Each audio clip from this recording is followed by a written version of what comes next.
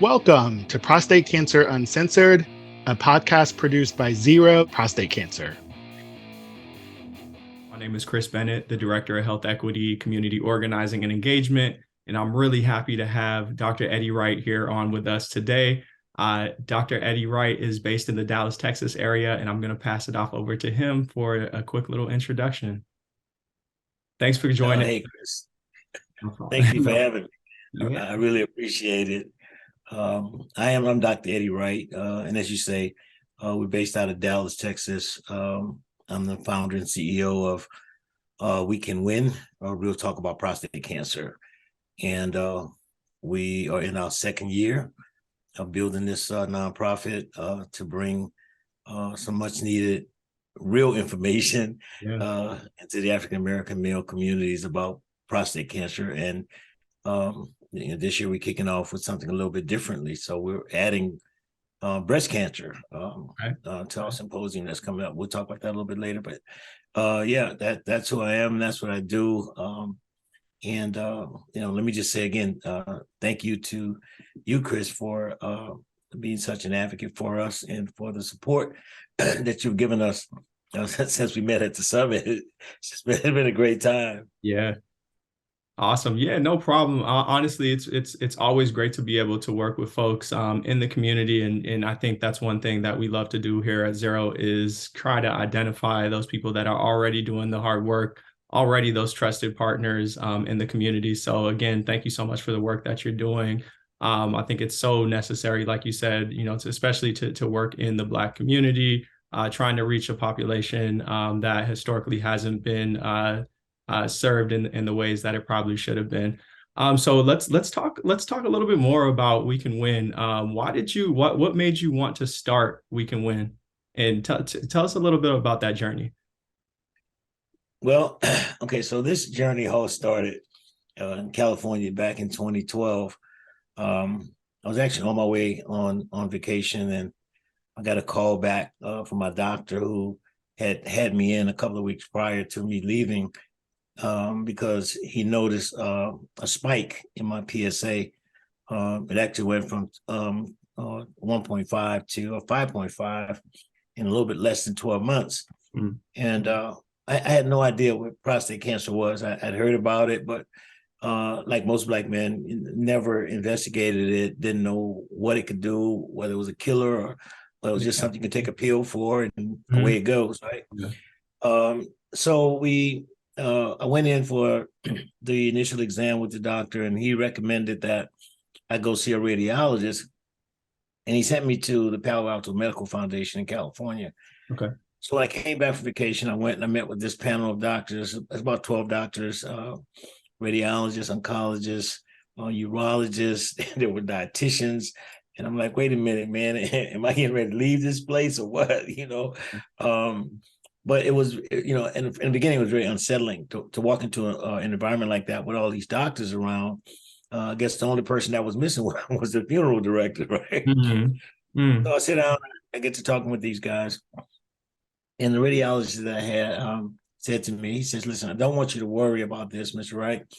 The trace that we found was a very, very small trace, about the size of the tip of an ink pen. So what we want to do is we want to conduct a biopsy and just to see where we are. So we had a biopsy done, and fortunately, it was just that little bitty trace. Yeah. So what they did was they decided, well, we have a couple of choices here. You could either have your prostate removed, or we can do what's called active surveillance or watch and wait. Mm-hmm. And so I decided to do the active surveillance because at that point it didn't make sense for me to have surgery. Yeah. Right? And I was in my mid 50s. It just didn't make sense. Yeah. And so over the course of about 10 years or so, mm-hmm. I went through 6 biopsies. Okay. Which is a lot. No man should have that many biopsies. Mm-hmm. So in 2017, well, actually, I guess it was a course of like 5 years. So from 2012, 2017, I met with the urologist at the Navy Medical Center, And he said this to me. He says, I think it's time to make a move. He said, because this prostate cancer is not looking too good. So I said, okay, you're the doctor. So they sent me over to UT Southwestern radiation oncology, where I met this guy, Dr. Hanan, and his partner, and Tamara Dickinson, who was his nurse practitioner. Yep.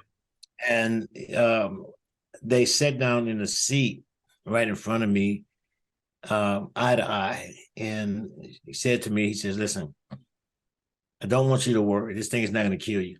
Okay. But we have to do something about it because it's not looking like it's trying to stay stable. Mm-hmm.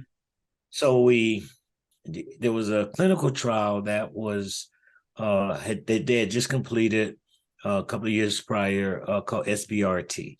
Okay. They had a 99% success rate. Yep. And so I said to the doctor, I said, hey, listen, if you say that this thing will work, then, you're the doctor, I trust you. Yeah. So let's go with it. I mean, I have a 50-50 chance here, right? So listen, either I'm going to come out okay, or I'm not going to come out. Either way, I'm good with it. Yeah. We had the procedure done, and that was in December of 2018. And I mean, here I am today, man. I'm 68 years old, married. I have a relatively normal life. Yeah. I'm pretty much healthy. I take one capsule every day. And what that does is tamoxifen to control the prostate gland. So, you won't have any urinary issues and stuff like this. And so since December of 18, it's been cool. I mean, that's what got me here. Because through that journey, Kris, I heard so much, not so much misinformation, but disinformation. And so, I'm asking these questions now because I'm starting to hear more and more and more about statistics in the African-American community. For instance, this thing was taking us out at twice the rate of any other race. Just didn't make sense to me. Right? So with my connection at, not my connection, but with my doctors at UT Southwestern, I began to ask these questions. I mean, why is this disease killing Black men so frequently, right? And so they started to explain it to me. Black men won't go to the doctors. They don't want to have the prostate exam because they think you have to do the rectal exam and this, that, and the other. They're just totally misinformed. And so I said, well, look, somebody's got to do something, man. Somebody's got to say something about this. So they asked me at that point, well, what can we do to help you to get the word out? And my words to them was this: give me a platform and support that platform where I can go out into the African-American community and tell them about the seriousness of prostate cancer and why it's so important to have early screening and detection. Try to erase the negative narrative about the anal exam. And I was talking to a couple of friends of mine. You may know Henry Washington and David and them.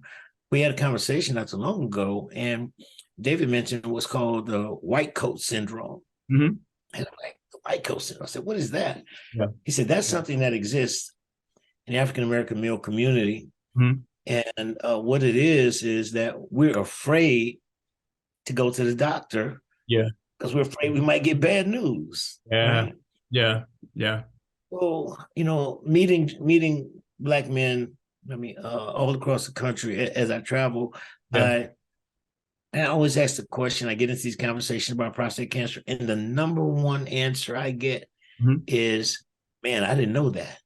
I didn't know that. I didn't know that either until I started asking the questions. But the seriousness of prostate cancer is that it's not a one-man show, man. I mean, the prostate cancer affects your family. It affects your wife, your children, your village. It affects people that are in your circle because if you start to decline from prostate cancer because you won't go to the doctor, then that responsibility will fall on your village. I don't want my wife and my kids to struggle Yeah. with me because I wouldn't go to the doctor. Right. Right.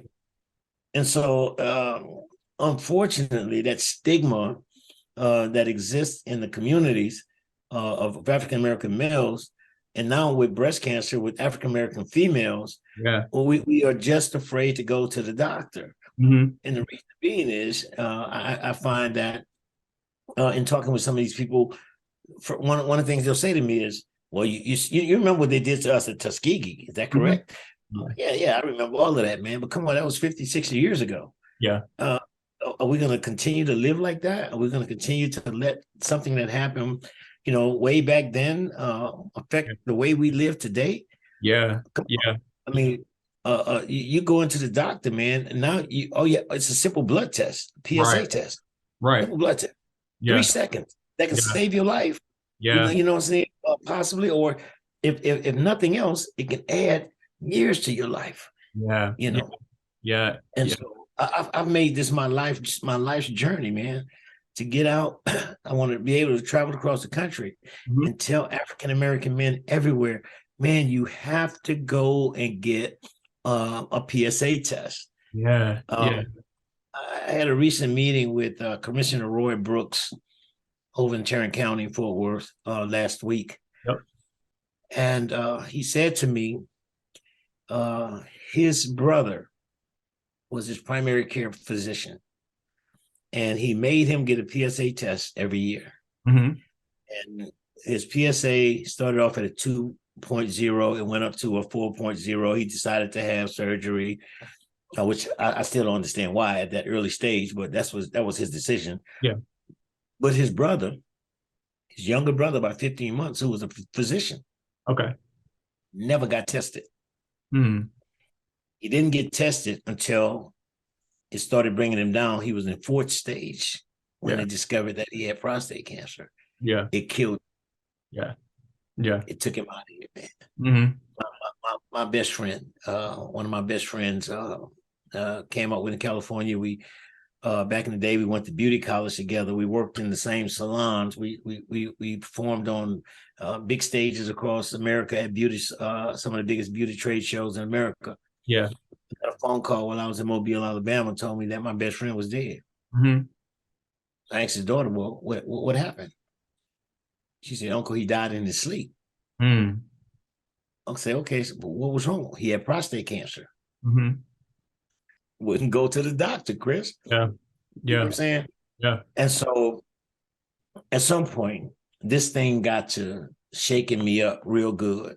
Yeah. And, and talking with my wife and with my daughter, I said, "Look, I got to do something." Yeah. So we decided to have a small setting where we would bring together 25, 30 young men, a panel of doctors and medical professionals, and talk about this thing. Yeah. Now, the other problem is you hear this in our communities. White doctors don't care about us. Yeah. Yeah. And with me, I tell people, listen, I'm totally unfiltered when it comes to this thing. Right. I mean, I get it. I get it. Yeah. Yeah. That's what you think because you don't know any better. Mm-hmm. When we know better, Kris, we do better. Mm-hmm. Yes, sir. And so I'm going to tell these guys, listen, this panel of doctors that I'm dealing with, they really care about us. Yeah. They talk about us. We're part of that conversation. Mm-hmm. How can we save these men's lives in the African American community? Yeah. So let's back away from that negative narrative. Yeah. Right. So we wanted to bring these guys together. COVID spiked 2 weeks before my event. Right. So we ended up with about 27 people in person. Yeah. But because of technology, we had a viewing audience of about 350 virtual viewers.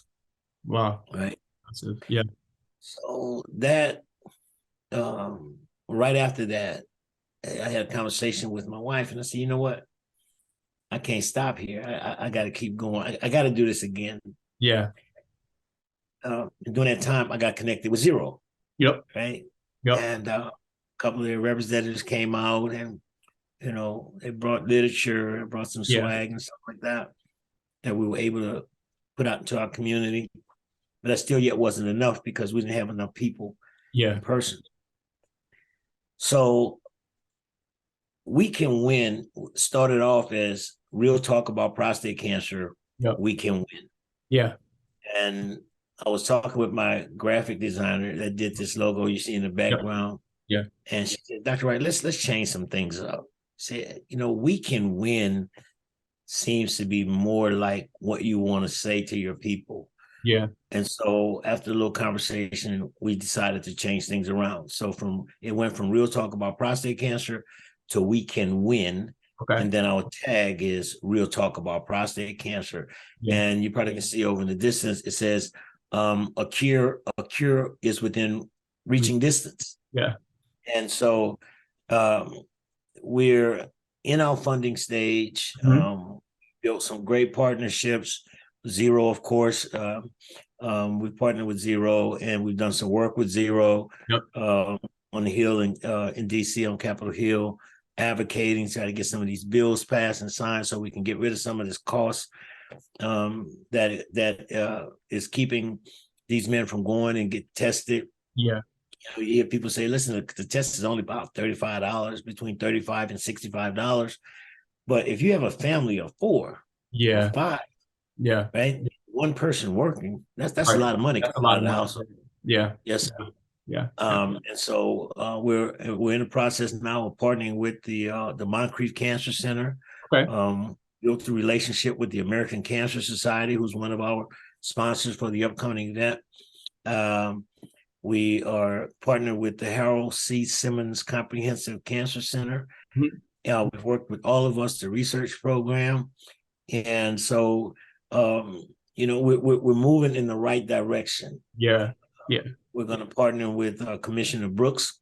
Yep. His event next year in February. Okay. And I'm using his name because I asked him if I could call his name out. But this guy has the same passion that I have when it comes down to prostate cancer. Yeah. Right. So this year, we decided to step out a little bit further. Yeah. Because I started hearing the same thing about breast cancer. Our Black women are not going and having annual mammograms starting at age 40. They need to start going. Mm-hmm. And, I'm a man. I get it. I understand how uncomfortable it is for them to have this exam. But it's important to have the exam. Yeah. I'd rather know and be able to treat it. Yeah. Not know. Yeah. Yeah. I love this story. I love the journey. I love how important you've made this work in your community, and just the passion that you have for all of this it definitely shines through. You've made so many phenomenal points that I definitely want to get to. Let's definitely start a little bit with your journey in terms of trusting your doctor. And I think, one thing that we hear a lot of, especially a lot of the conversations that I have, is folks don't necessarily trust their doctors, right? And they might not feel comfortable navigating those conversations. So what were some of those tools and resources that you used to make, or guidance rather, that you used to kind of have those conversations with your care teams that you were working with? Because it seems like you had a fairly successful treatment path, right? Like, I'm sure there were barriers, but what kind of empowered you to have those conversations with your team and to make the decisions that you made? Those are huge decisions that I know a lot of times are really hard to make. And I know you talked a lot about your family and the support that you have from your family. So if you could just give us a little bit about that and kind of talk a little bit about that, what kind of made you feel empowered in terms of kind of navigating the system? Yeah, I mean, so listen, on this journey, I'm a Vietnam veteran. Mm-hmm. I went to Vietnam and I came back home, and then years later, find out that Agent Orange caused this issue with prostate cancer. Listen, I'm not into blaming anybody for anything. Life has its ways of doing things, so it is what it is. But trust is a major factor in this thing, Kris. It's a major factor. Mm-hmm. And you have to build a relationship with your care team from day one. Yeah. not a week or 2 or 3 later. Yeah. You have to build that relationship from day one. Mm-hmm. And so when I walked into the office, Dr. Hanan at UT Southwestern, Mm-hmm. when that guy sat down in front of me, man, I'm telling you, he sat face to face with me, probably 12 inches away from me. He looked me right in my eyes and he told me exactly what was going to happen. Okay. From day one. Yeah. Right.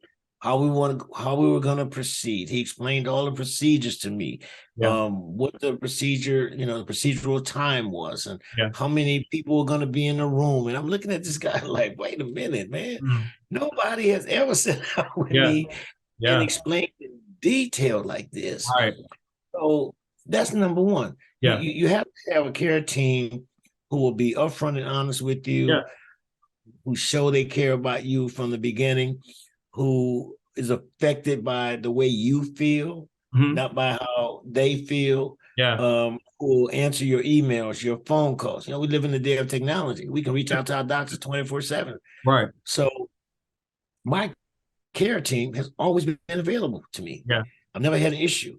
I even text with my nurse practitioner. Something doesn't look right. I send her a text. Yeah. She'll get right back to me. Yeah. So that's the main thing. You have to build that relationship with your care team. Yeah. When you walk through the door, you cannot walk through the door with a lot of negativity in your heart, saying that, doctors really don't care about us. They just care about the money. Hey, listen, you got good cops, you got bad cops. You got good doctors, you got bad doctors.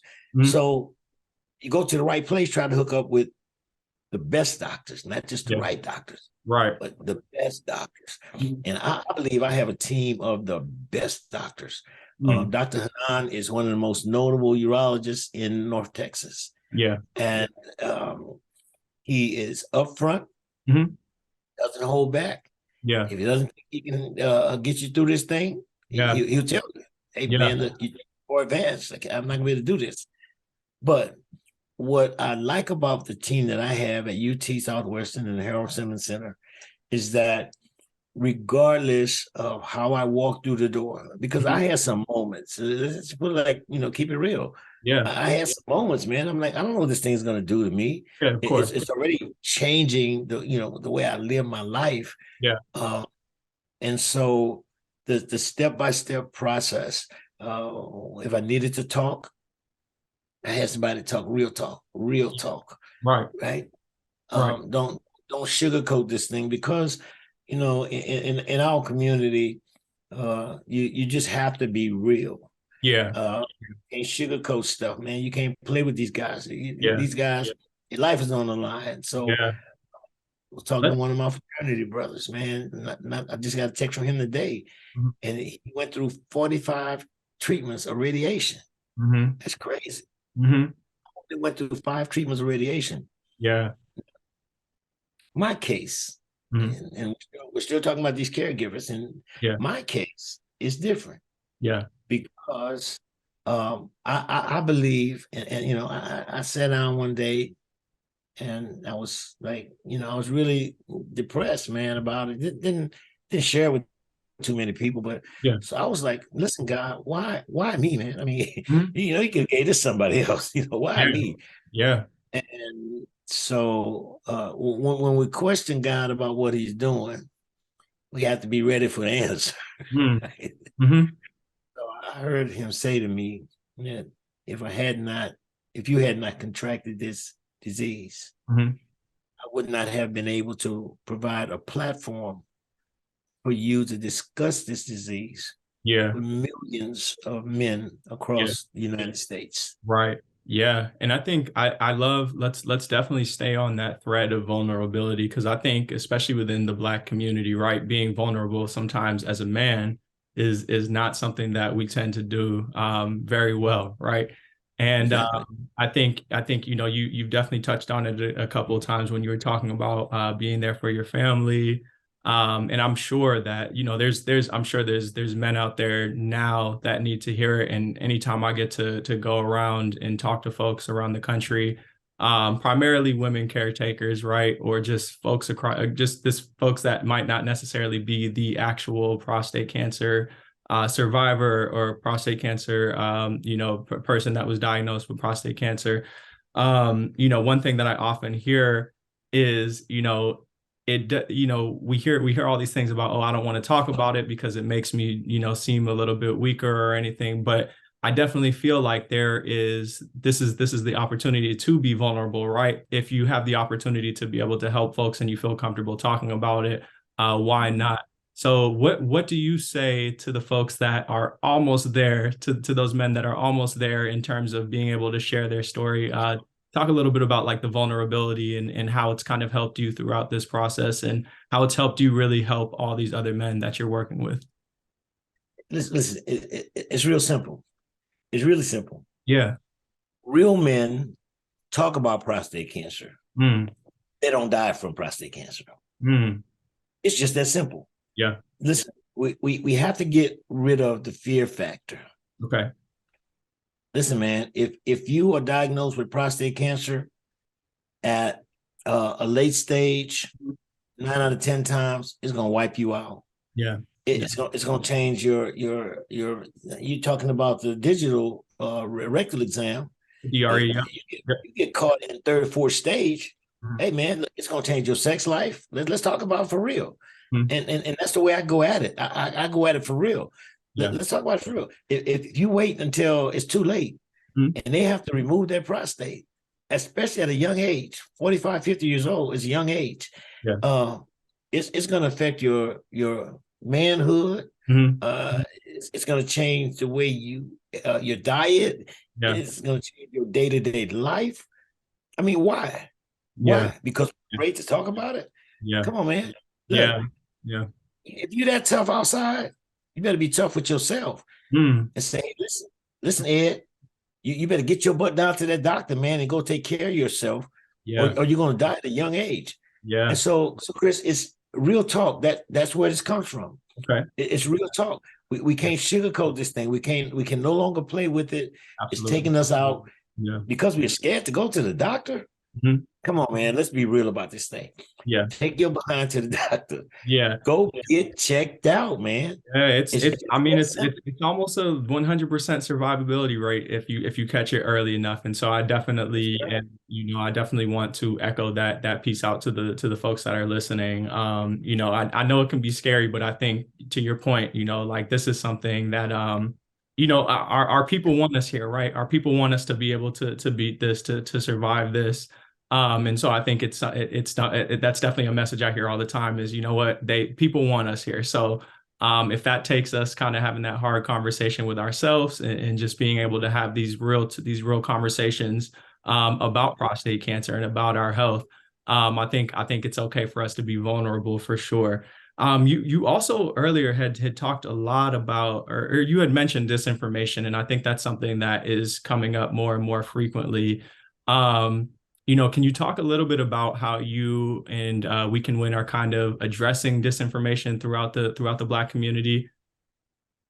Yeah, absolutely. So it's partners like Zero who have provided us or provided me with the resources necessary. If I could pan my camera over, I have a stack of books over here and literature on prostate cancer, man, because I'm not a medical doctor. Right. My doctorate is in Christian theology. Okay. But at the same time, if we keep listening to folks that don't know nothing, we're going to keep on doing bad. We have the resources that Zero can provide. And when I came to the summit, I got a chance to see it firsthand. Firsthand how serious these people are about prostate cancer in the Black community. Man, I heard Black community so many times while I was there, right? And so, of course, we also hear that, doctors want you to have prostate cancer or any type of cancer because it's a moneymaker. And it really is. It's a moneymaker. Doctors make a lot of money treating prostate cancer. But come on, there's these doctors out here. It's not about the money. It's about, listen, I have a daughter that's getting ready to be a junior in college. Man, I want to be able to go down to Prairie View A&M and watch her graduate. I have a 15-year-old son that's getting ready to go into his sophomore year in high school. I want to be able to see him graduate. I got 2 grandkids that are coming up. I want to see them graduate. Yeah. Right. And the only way to do that is to feed myself with good information. And that information is the type of information that I get from Zero, the information that I get from the ACS, information that I get from the Harold Simmons, because I see guys, man. I see guys coming to these centers, broke down, they're toe up. You know, kids used to say toe up from the flow up. And they're going to die from prostate cancer. Right. The other lie is, you'll hear this, that 1 out of every 100 men will die from prostate cancer, but the other 99 will die with prostate cancer. Okay. Come on, man. That's the biggest lie. That's the biggest lie in the world. Yeah. Where do they get those numbers from? Right. That's not true. Yeah. We can have a 100% survivability rate if we take the time and follow good information and talk to good doctors who actually care about us. And for instance, I had a guy in my first summit. This guy's PSA was 47.9. Okay. Looking at this guy, I'm like, 47.9. He said, yeah. He said, my doctor tells me I don't have prostate cancer. Dr. Hanan, who was appearing virtually at the time, stopped the whole show. I would suggest that you find another urologist. You see? And so, you know, people tell me, Wright, man, when you're talking about this prostate cancer thing, man, you go in. Yeah, I do. Man, I have a deep feeling in my heart about this thing because, Kris, if I can help one man survive, I think I've done the job that God sent for me to do. Right? But I don't want to just say one. I want to say 1 billion. My quest is to build, we can win to a national platform. Bring in health equity speakers like yourself. How many people in the Black community even know what health equity is? Great point. You get what I'm saying?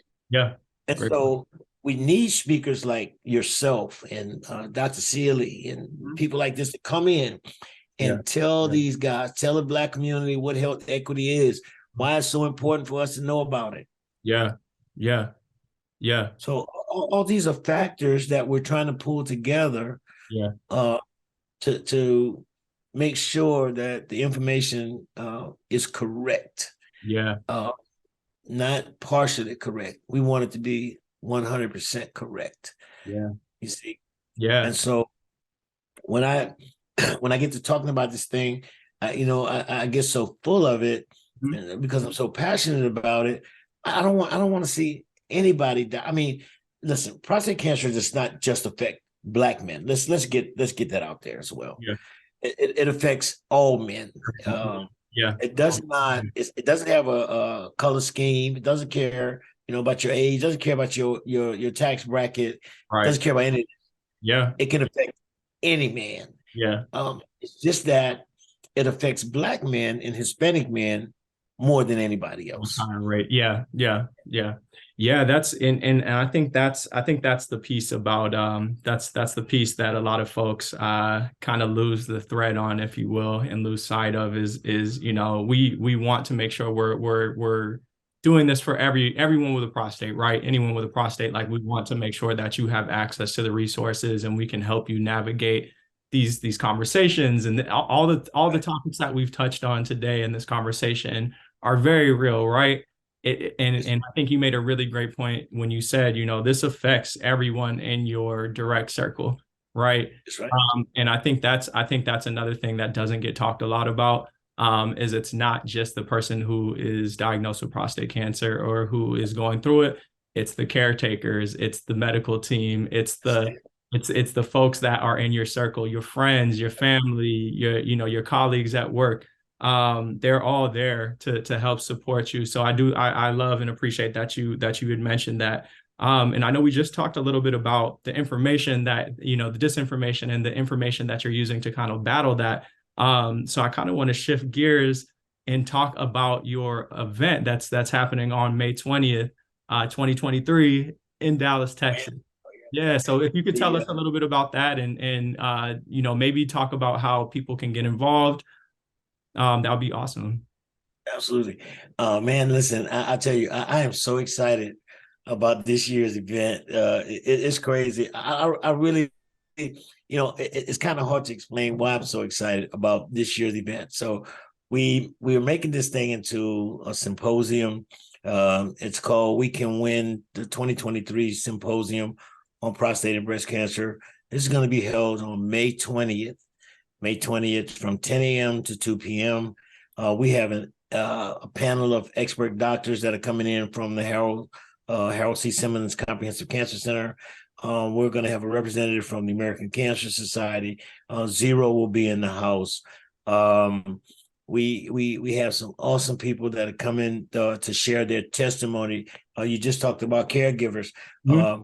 So we have some family members that are going to come and talk about what life is like dealing with the person with prostate cancer. So it's going to be at Church of the Disciple in DeSoto, Texas.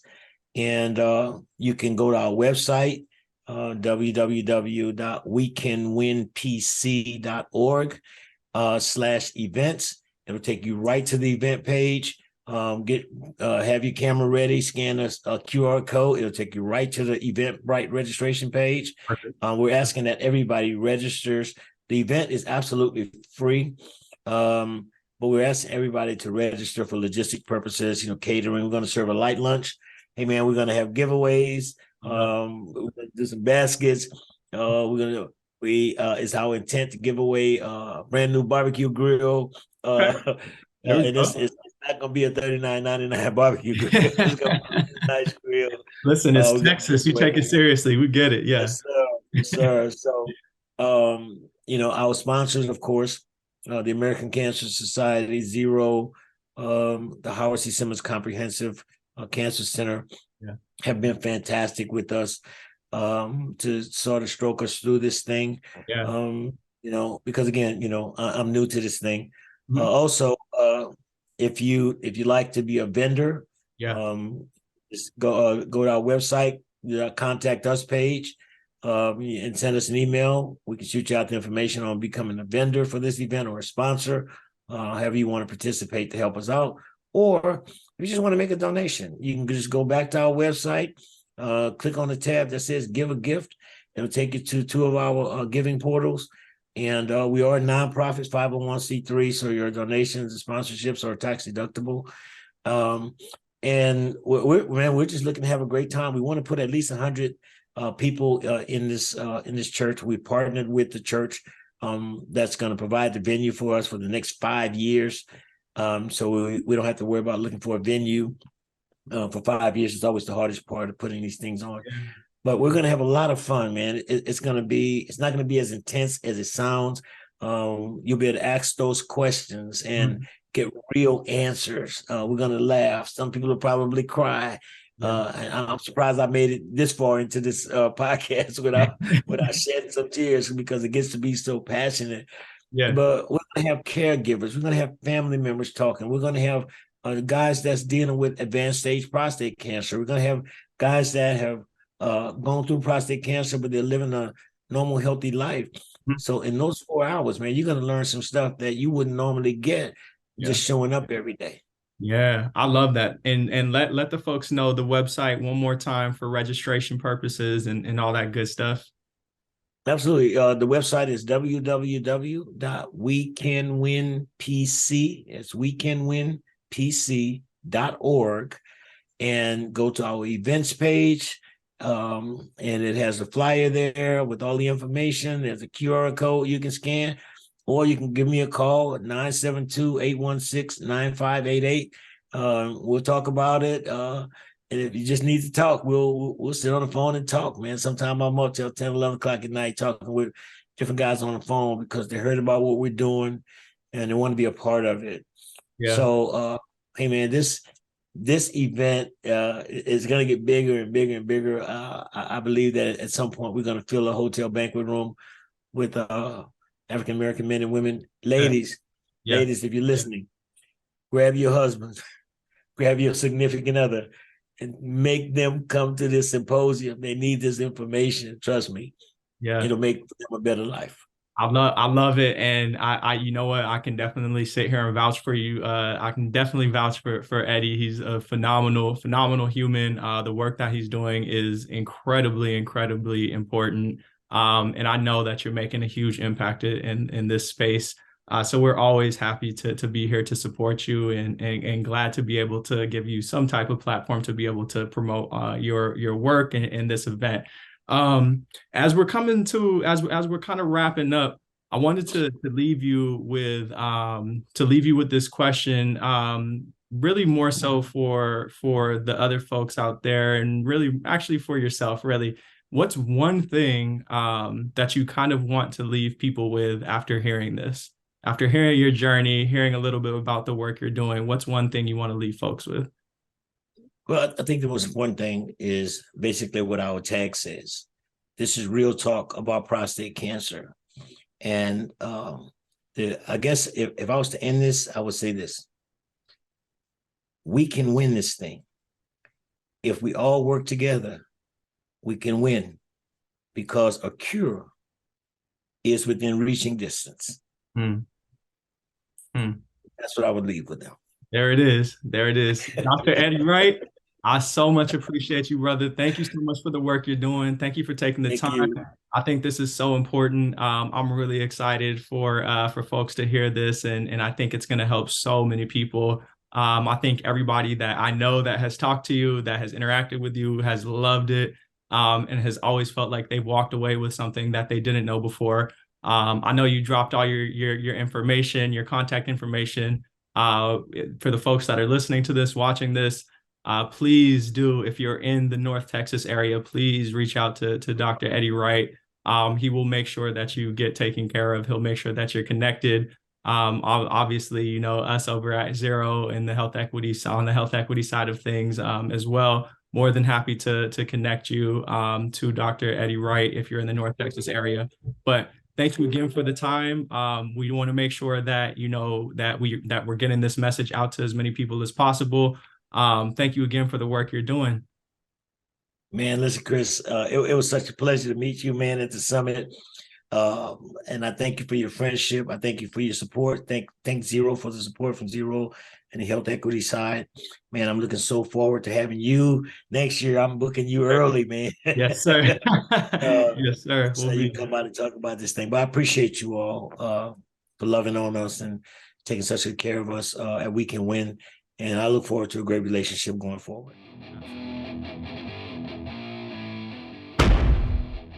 Thank you for listening to Prostate Cancer Uncensored, a podcast produced by Zero. To download more podcasts, head over to zerocancer.org.